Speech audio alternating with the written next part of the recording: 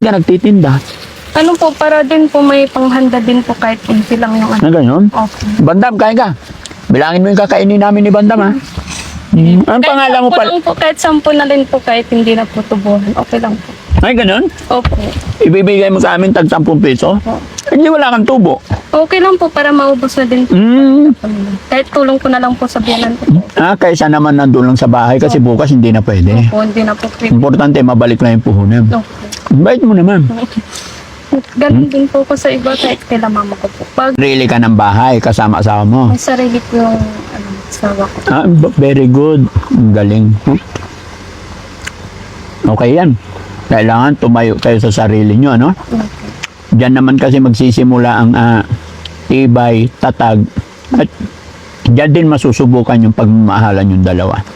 Ang importante, magkasama kayo sa hirap at ginhawa. No? Sige, pamimiliin kita. Doon sa kasal kayo, sa papel, pero naglulukuhan lang or hindi nyo mahal ang isa't isa na parang napilitan lang.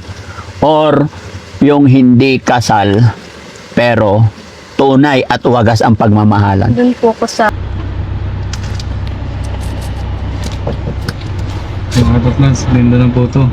Ha? Ganda ng photo. Ano yan? Photo kalasyaw. Puto. Eh, kakanin din to nasa ibabaw. Oh.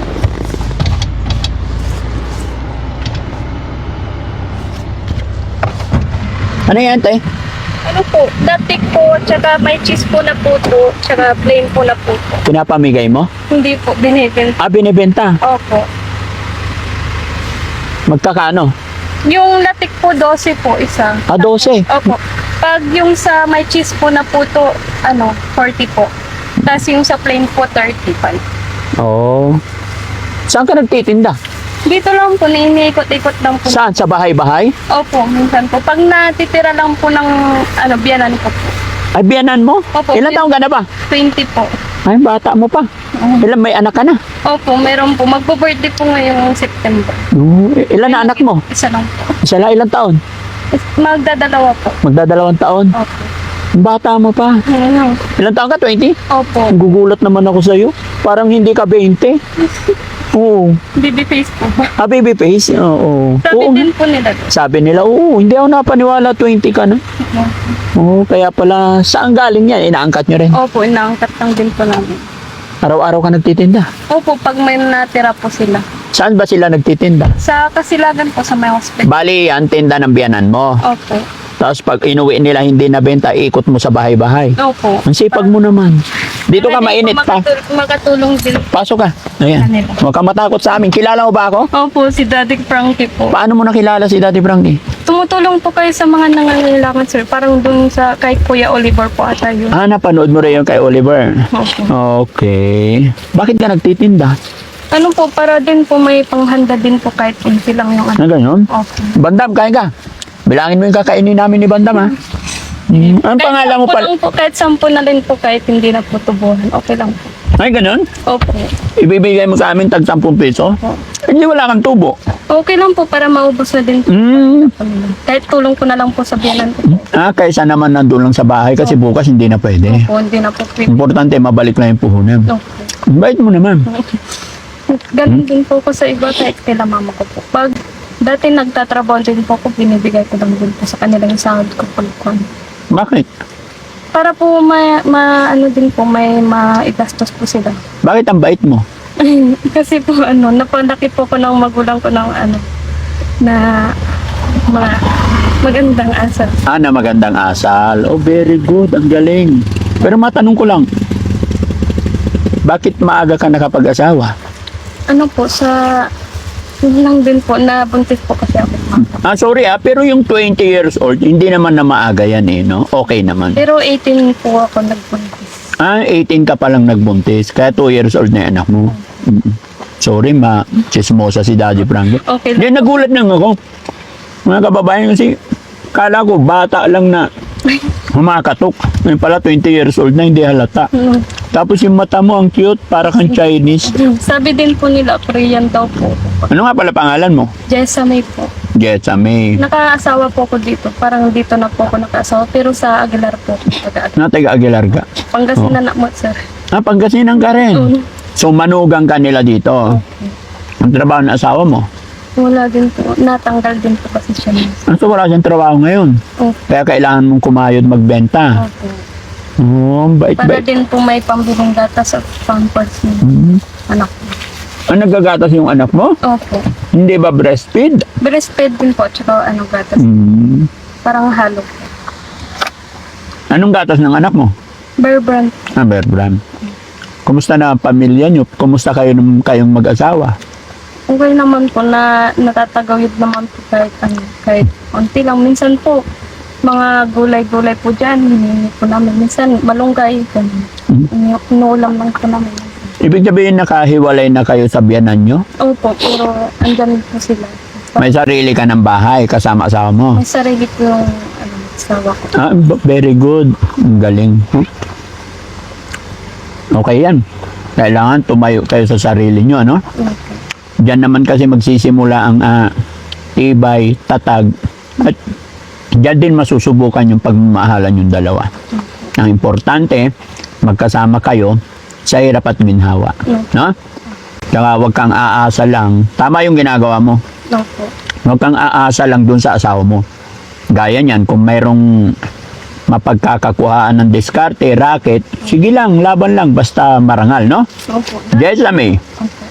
Dati din po, nagbibenta po kami ng Shanghai minsan. Niruroding, iniikot lang din po namin. Ang galing. Barangay Pagpuan. Sanay ka sa trabaho. Opo. Simula nung po. Simula nung, Kakatanggal ko lang din po sa trabaho, sir. Nung mga February po. anong trabaho mo dati? Since lady po cashier. Saan? Sa OSS po. Bakit ka natanggal? Wala po, po. Parang pagod din po siguro. O, siyempre, may anak ka na, no? No po. Pero maganda yung ginagawa mo. Alam mo, mas okay yan. Magtinda-tinda, magnegosyo ka. No? Noon na nasaan ang nanay mo? Aguilar. Opo, nasa Aguilar po sila. Ilan kayo magkakapatid? Ito, Ang dami nyo. opo, pangatlo po ko sila. Pangatlo ka. Yung mga panganay, may mga asawa na rin? Yung pangalawa po wala po. Yung panganay po meron. Kaya ikaw. Opo. Ano sabi ng nanay mo sa'yo nung 18 pa lang, nabuntis ka na? Okay naman daw po kasi natapos din po ko yung parang pinakasalan din po ko agad. Kasal din kayo. Okay, at Kahit sa West lang po, okay naman. importante, kasal. Opo.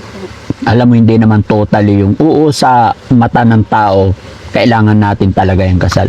Pero alam mo kung ano yung pinaka number 1? Yung totoong nagmamahalan kayo. Opo, Yung totoong nagsasama kayo. Yung tapat kayo sa isa't isa sa mata ng Panginoon, di ba? Dahil yung kasal, gaya ng sinabi ko, sa batas ng tao, kailangan natin yan. Pero sa papel lang yan. Pinaka-importante yung nasa puso yung dalawa. Di ba? Sige, pamimiliin kita. Doon sa kasal kayo, sa papel, pero naglulukuhan lang or hindi nyo mahal ang isa't isa na parang napilitan lang. Or yung hindi kasal pero tunay at wagas ang pagmamahalan. Doon po ko sa hindi po kasal pero tunay po yung Oo, di ba? Although, gaya ng akin sinabi, sa batas natin, sa mata ng tao, importante rin yung may kasulatan, kasal. Pero kung nagkaroon kayo ng kasulatan pero hindi naman nagmamahalan, useless din yon. Kaya ang pinaka-the best, yung nasa puso natin. Kung saan tayo masaya, basta wala tayong inaapakang tao, go tayo. At lagi kang magpipray kay God, no? Kahit ganyan na negosyo, marangal, tuloy-tuloy lang yan. Ang business, nagsisimula sa maliit at lumalaki. Sa sipag at tiyaga, diskarte at gabay ng Panginoon. No? Salamat ha, napapanood mo si Daddy Frankie pala. Ha? Opo. Last po pong panood yung kay Kuya Oliver po, yung nasa bahay niya po. Oo. Ano naramdaman mo nung napanood mo si Kuya Oliver? Nakakagaan po sa kahit hindi po ako yung nakakatulong, nakakagaan din naman po na nakakatulong po yung iba sa kanila. Na-inspired ka rin ba sa kwento ni Kuya Oliver? Opo. 'Di ba? Napakasarap. Kaya ikaw, bata ka pa, anything happen, laban lang. Mahalin mo ang iyong magulang, pamilya. No. Lalong-lalong sa asawa at anak mo pa nga mamahalin mo, ha? No. Salamat sa'yo. Sige, bilhin ko na lahat yan dahil mabuting bata ikaw. Bilhin niyo na po. Oo, magkano lahat yan? Sige, para hindi ka nabigatan. Ha? Wala po pang cellphone kasi dito. Oy, kwentahin mo, magkano ba to? Ako magkwenta. Bali, 30, Three. 40 po yung Ha? 30, 40 po yung... may Malaki, cheese po. 40? Hindi po, may cheese po. May cheese, 40. Opo. 80. 120. Tama? Opo. 160. Saan na isang malaki pa? Lahat ng may cheese? Opo, may cheese. 40? Opo, 160? 200? 240. 280? 320? 70 po yung dalawa. Ilan na? 320 plus 70? 410. Ay, ano? 90. 320 plus. Plus 70. 390 po. Ha? 390. 390 lahat. Opo, tas ito po, 425 po. 425 lahat. O, plus dalawa na kain namin ni Bandam, Bali, 10 na lang po yun. ay 10 na lang. 485. Okay, sige. 485. Dahil mabait ka, mabuting tao at nakasupport ka kay Daddy Frankie. Ayan, lagi mong panonoodin sa aming YouTube channel, i-share mo rin yung upload videos namin, no? Diba? Bali, So, minsan po, dinadownload ko din po kung pwede na po i-download yung sa inyo.